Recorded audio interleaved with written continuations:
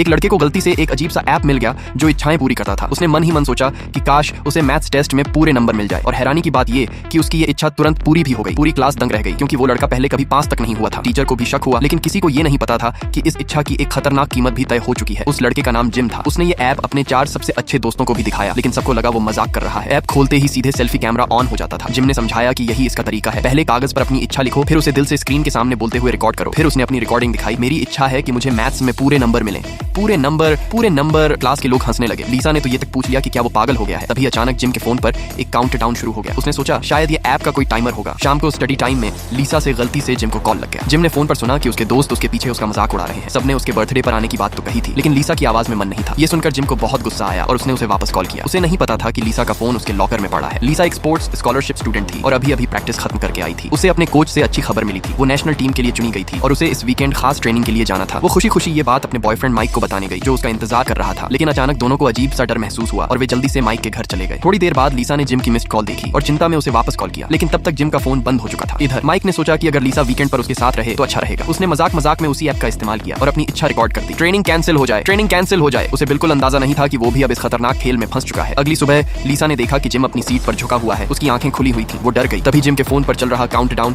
अब बस कुछ ही मिनटों पर आ गया था। जिम अपने आप पर कंट्रोल खोने लगा, जैसे कोई अजीब ताकत उसके शरीर को अपने कब्जे में ले रही हो। वो खुद को रोकने की कोशिश कर रहा था, लेकिन उसका शरीर उसकी बात नहीं मान रहा था। रुको, वो चिल्लाया। किसी तरह उसने लीसा को नुकसान नहीं पहुंचाया, लेकिन काउंटडाउन तेजी से खत्म होने लगा। आखिरी कुछ सेकंड में जिम पूरी तरह काबू से बाहर हो गया। लीसा डर के मारे उसकी तरफ भागी, लेकिन तभी टाइमर खत्म हो गया और उसे याद आया माइक ने भी पिछली रात एक इच्छा मांगी थी। अब लीसा के सामने सबसे बड़ा सवाल था, आखिर अब वो क्या करे।